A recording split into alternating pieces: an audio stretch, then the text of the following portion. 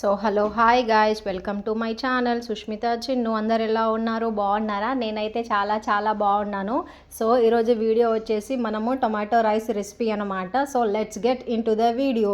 So first మనం వచ్చేసి ఒక 2 ఆనియన్స్ అండ్ 2 టొమాటోస్ తీసుకొని చిన్నగా ముక్కలుగా కట్ చేసుకొని పెట్టుకోండి. దాని తర్వాత స్టవ్ ఆన్ చేసి ఆయిల్ పోసుకొని ఫస్ట్ పోపులు వేసుకోవాలన్నమాట. పోపులు మీ దగ్గర ఏవైనా ఉంటే అవి వేసుకోండి. దాని తర్వాత ఆనియన్స్ వేసుకోండి. ఆయిల్లో ఆనియన్స్ వేసుకున్న తర్వాత ఆనియన్స్ మధ్యలో కలుపుతూ ఉండండి. ఆనియన్స్ మెత్తగా అవుతూ ఉంటుంది కదా. దాని తర్వాత 2 టొమాటోస్ చిన్నగా కట్ చేసుకున్న వాటిని పెట్టుకున్న తర్వాత అందులో వేసుకున్న తర్వాత టమాటోస్ అండ్ ఆనియన్ ముక్కల్ని రెండుగా ఇట్లా మధ్యలో ఫ్రై చేసుకుంటూ కలుపుతూ ఉండండి.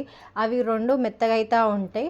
మనం ఈ ప్రాసెస్ మొత్తం కొంచెం సిమ్లో చేసుకుంటేనే బెస్ట్ అనమాట. ఎందుకంటే ఆనియన్స్ అండ్ టొమాటోస్ ముక్కలు రెండు మధ్యలో ఇట్లా మెత్తగా అవుతూ ఉన్నాయి. దాని తర్వాత మనము టేస్ట్కి సరిపడా పసుపు అండ్ ఉప్పు యాడ్ చేసుకోండి. యాడ్ చేసుకున్న తర్వాత గార్లిక్ పేస్ట్ కూడా కొంచెం యాడ్ చేసుకోండి. అవి కూడా యాడ్ చేసుకున్న తర్వాత మంచిగా కలుపుకొని ఒక 2-3 మినిట్స్ సిమ్లో పెట్టండి. సిమ్లో పెట్టిన తర్వాత ఒక 1.5 స్పూన్ లేదా ఒక 2 టేబుల్ స్పూన్ కారం పొడి వేసుకొని అండ్ అలాగే కొంచెం మీకు టేస్ట్కి సరిపడా మసాలా కూడా యాడ్ చేసుకొని కలుపుతూ ఉండండి. ఈ ప్రాసెస్ మొత్తం మళ్ళీ చెప్తున్నాను, సిమ్లోనే చెయ్యాలన్నమాట.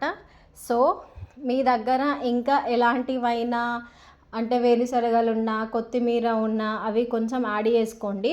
ఈ ప్రాసెస్ మొత్తం సిమ్లోనే అయ్యి కొంచెం స్లోగానే చేసుకోండి. టొమాటోస్ ముక్కలు అండ్ ఆనియన్స్ ముక్కలు మెత్తగా మసాలా అంతా మంచిగా పట్టేటట్టు చూసుకోండి. సో ఇక్కడ నేను రైస్ కలిపే వీడియో మిస్ అయింది. సో ఇదే అనమాట మన టొమాటో రైస్ రెసిపీ. బాయ్.